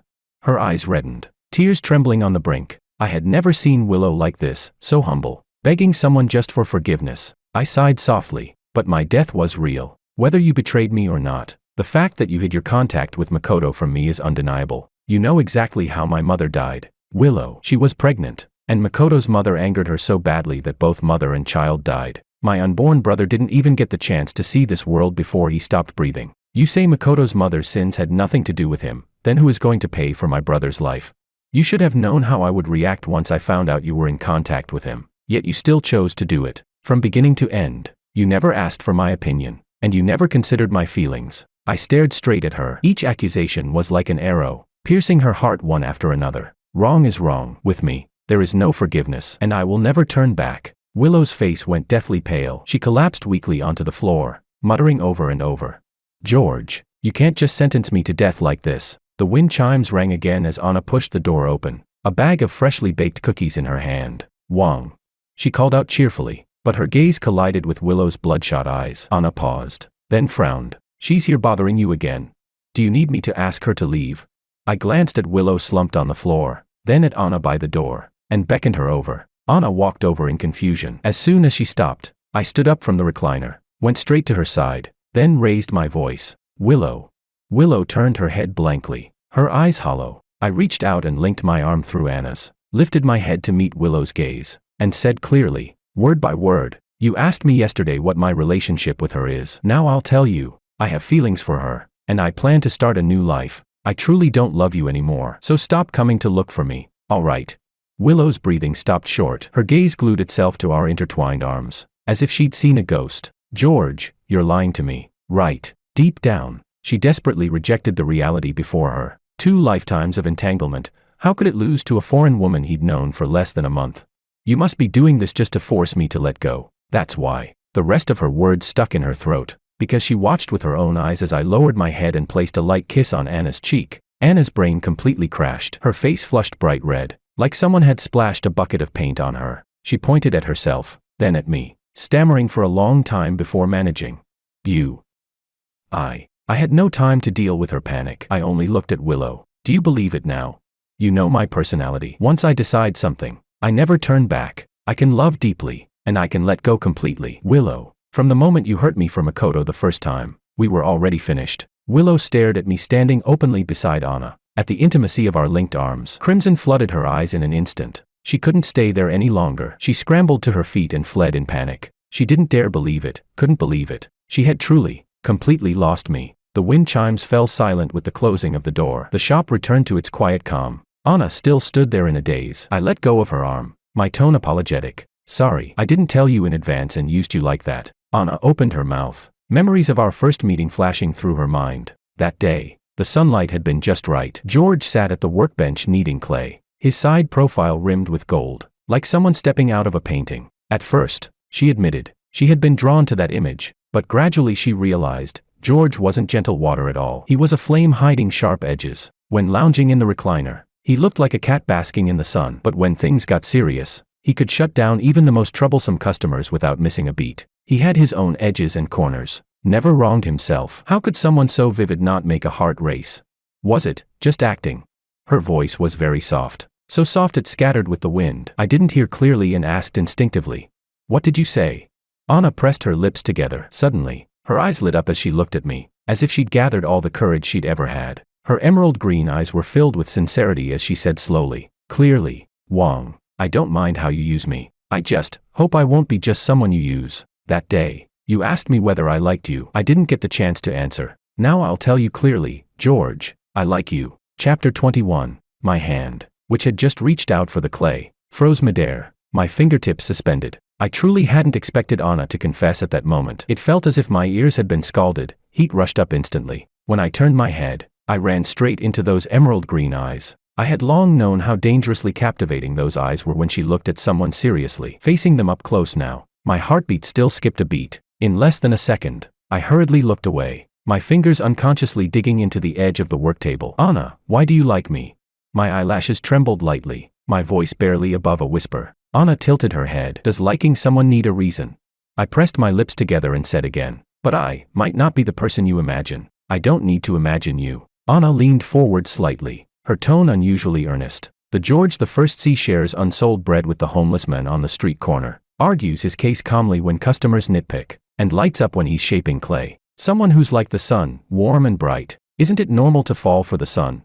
Her words made my cheeks burn. In all my years, no one had ever praised me so directly. Back when I was with Willow, what I heard most were words like arrogant and overbearing. People didn't even bother to understand me before slapping labels on me. But now, someone was saying I was like the sun. Still, I wasn't ready to start over. As if she had seen through my hesitation, Anna smiled and relaxed her tone. "There's no rush to answer me, and you don't need to feel pressured. I just wanted you to know how I feel." I opened my mouth, then finally just said softly, "Thank you. Feelings aren't a game." I couldn't make a decision so rashly. I need some time to figure out my own heart. "Anna, I can't give you an answer right now." Anna's eyes curved into a smile. "That's fine. Your feelings matter most." From that day on, our relationship returned to how it had been before. I had to admit, Anna had an excellent sense of boundaries. Even after making her feelings clear, she never pressured me in the slightest. She still came by the shop as usual, sat around, talked about ceramics, shared little stories. My life settled back into calm. The wind chimes on the door rang again and again, but Willow never appeared. I thought my decisiveness that day had finally made her give up, until one evening, after closing the shop and heading home, I opened the door and found Willow sitting on the sofa in my living room. Her hair was disheveled, her eye sockets sunken. She looked utterly haggard. "How did you get in?" My hand plunged into my pocket, gripping my phone. My finger hovered over the emergency call button as my heart hammered violently in my chest. Willow slowly lifted her gaze. Her eyes were bloodshot as she forced a smile that looked worse than crying. "George, I can't just stand by and watch you be with someone else. We were clearly about to get married." A strong sense of unease surged up inside me. I stared at her warily and asked again, "What exactly do you want to do?"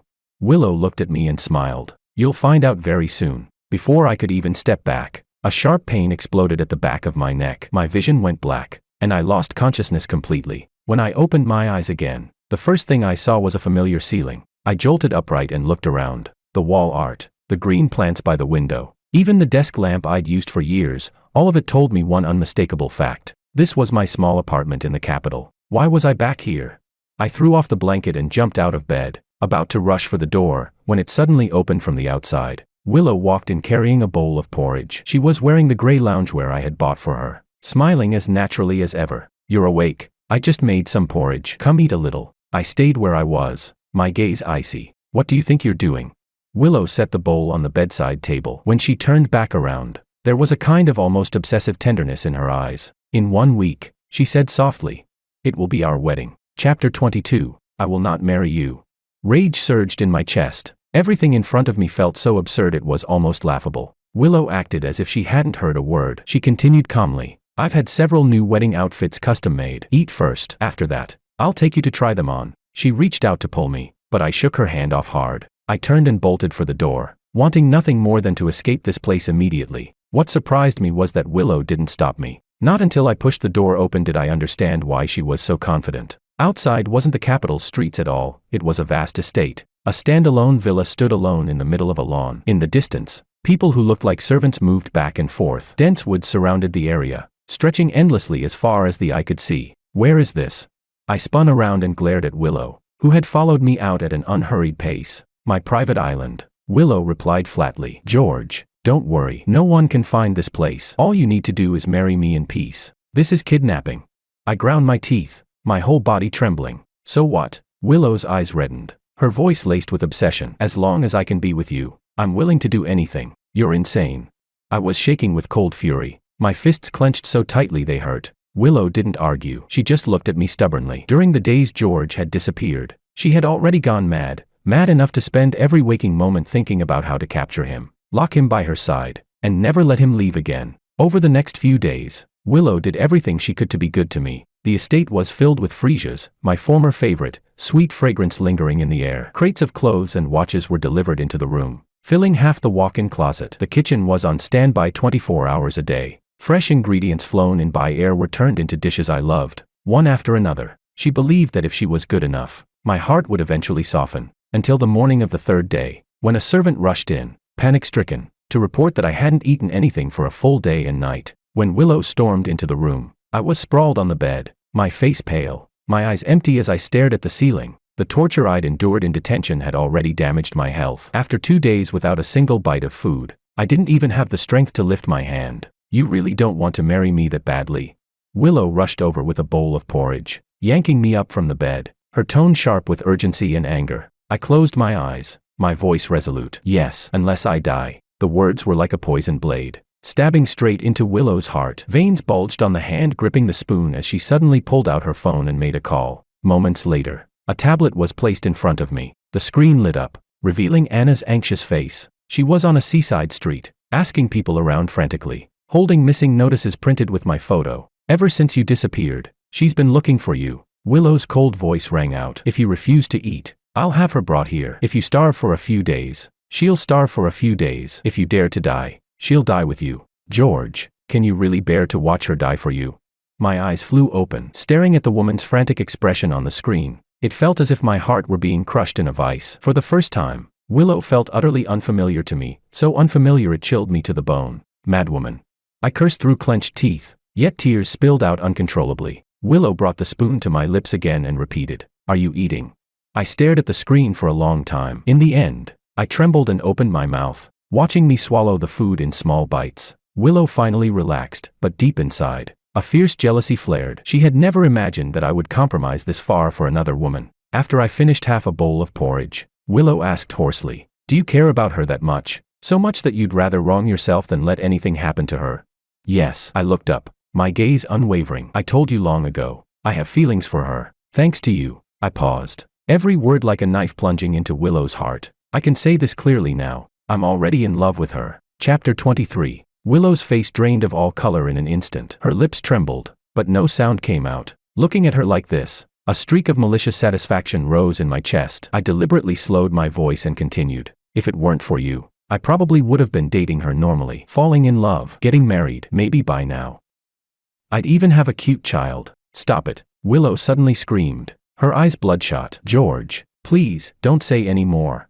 Heh, I let out a cold laugh. You should understand this much. From the moment you kidnapped me here and forced me to marry you, all I have left for you is hatred. Willow couldn't listen anymore. She staggered to her feet and fled in panic once again. I watched her retreating figure, the warmth in my eyes fading bit by bit. I had to find a way out of this place, fast. I could not let her control my life any longer. Early the next morning, I learned from the servants that Willow had been forced to fly back to deal with an urgent pileup of company matters. This was my chance. My eyes flicked, and I called over the nearest maid. Use your phone to check on the current situation of the Wong group. Willow said she got revenge for me. I want to see what kind of end that father and son actually met. The maid hesitated, her face full of difficulty. This President Liu instructed us not to let you use anything that can contact the outside world. I'm not asking to take your phone. I narrowed my eyes, my tone carrying pressure. You hold it. I'll just watch from the side. Do you think I can run away?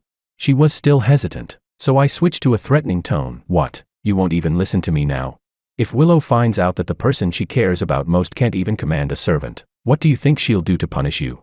At the mention of Willow, the maid visibly shrank back. She gritted her teeth, thinking that checking for just a few minutes shouldn't cause trouble, and unlocked her phone. Opening the search page, I pretended to focus on the screen. Out of the corner of my eye, I glanced at the glass of milk on the table. Suddenly, my hand slipped. With a loud clang, the glass fell to the floor, milk splashing all over me. What are you standing there for? I raised my voice sharply, anger written all over my face. Hurry up and get me a clean set of clothes, and clean this up while you're at it. Startled by my sudden outburst, the maid hurriedly crouched down to wipe the floor, completely forgetting the phone she'd left on the sofa. The moment her figure disappeared around the corner of the hallway, I grabbed the phone. My fingers flew. I sent the same message to David, to Anna, and even to the police's anonymous tip email. Help me. After it, I attached the rough coordinates I'd just captured using a location app while the maid wasn't paying attention. Once the messages were sent, I quickly deleted all traces, powered the phone off, and casually tossed it back onto the sofa. What a trash phone, I muttered as I stood up. It freezes just checking something. Then I walked straight back to my room. All that was left was the maid, who returned later to find the powered-off phone and broke out in a cold sweat, but didn't dare ask a single question. Lying on the bed, my heart was in turmoil. I didn't know whether the messages had gone through, or how long it would take them to find this isolated private island even if they had. This place was full of Willow's people. It was hard enough for me to step into the courtyard, let alone escape on my own. By evening, when the maid brought dinner, she said, President Liu has too much to handle. She probably won't be back until late at night. She asked you not to wait for her and to rest early. As if I'd wait for her. I sneered. She really thinks too highly of herself. After eating, I didn't even bother staying in the living room and went straight back to my bedroom. Lying on the bed, I was still wondering whether I should try to pass on another message tomorrow when a massive roaring sound suddenly came from outside the window. A helicopter. I frowned, thinking Willow had returned. But soon, chaotic footsteps and shouted voices echoed outside. Then, my bedroom door was kicked open. George. It was David's voice. My heart jolted violently as I shot up from the bed. At the doorway, David stood there, his face full of anxiety. When he saw I was unharmed, he clearly let out a breath of relief. David stepped slightly to the side, revealing the person behind him. Anna's face appeared at the door. Those green eyes that always carried a smile were now filled with worry and urgency. George. Anna rushed toward me, stopping just a few steps away. Chapter 24. You too. I stared at the pair at the doorway, so shocked I couldn't get a full sentence out. David was already striding forward. He grabbed my hand and pulled me into a run. No time to explain. Get out of here first. He dragged me forward at full speed, while Anna stayed to our side, blocking the servants who rushed up one after another. What's going on, David? How did you end up coming with her? I asked breathlessly as we ran. As soon as I got your distress message, I had people investigate, David said rapidly. That's when I found out Willow brought you to this island. But I didn't have enough manpower to be confident about getting you out right under Willow's nose. Then she came to me herself, said she knew you, and wanted to work with me. He shot me a look, half teasing. Not bad. Where did you meet a rich young lady like this? She's the heir to an old European aristocratic family. If she hadn't mobilized her private armed forces, there's no guarantee we'd even be standing here today. What? I froze for a moment. I'd always thought Anna was just an ordinary foreigner who liked pottery. I never imagined she had a background like this. The three of us had just reached the helicopter when hurried footsteps suddenly sounded behind us. Willow returned with a group of bodyguards. Her black coat was whipped up by the sea wind, her face covered in frost. George, come here. Her gaze was locked tightly on me, sheltered behind Anna. Instinctively, I shrank back a step. Anna, however, calmly moved half a step forward, completely blocking me behind her. Miss, barging onto someone else's territory to take a person isn't very proper, is it? Willow's eyes fell on Anna, her hostility undisguised. George doesn't belong to anyone, Anna replied firmly. You illegally detained him. That already violates the law. I'm just here to take him away. Leave him behind, and I'll let you all go. Willow waved her hand. Her bodyguards immediately formed a semicircle. Otherwise, all of you stay here. My heart jumped to my throat. I gripped David's hand tighter and tighter. David, we. Before I could finish, a thunderous roar came from the sky. 3 helicopters broke through the clouds, blinding spotlights shining straight down onto Willow. A cold warning boomed through loudspeakers. All ground personnel, Put down your weapons immediately and submit to inspection. Anna looked at Willow and curled her lips into a cold smile. Did you really think we came alone? Willow's face instantly turned iron gray. She couldn't lose George. Absolutely couldn't. Once George left, he would never come back. A crazed light flashed in her eyes. She suddenly pulled a gun from her waist, the dark muzzle aimed straight at Anna. George, come here, or I'll drag her to hell with me. Don't. I burst out from behind Anna, throwing myself in front of her. Willow, if you're going to shoot, shoot me first.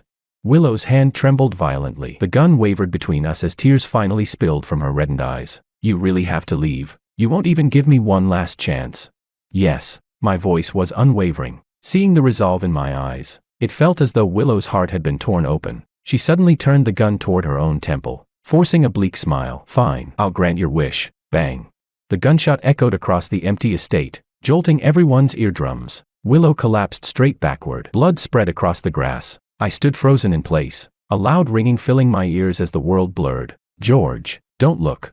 Anna quickly covered my eyes, forcing me to turn away. Leave this to the police. Let's go. David grabbed my arm too, his voice thick with emotion. Come on, George, let's go home. Like a puppet with its strings cut, I was half supported, half carried onto the helicopter. As it lifted off, I looked down through the window. All I saw was a crowd surrounding Willow, that glaring red stark against the green lawn. As we rose higher, it shrank into a blurry dot. Are you okay?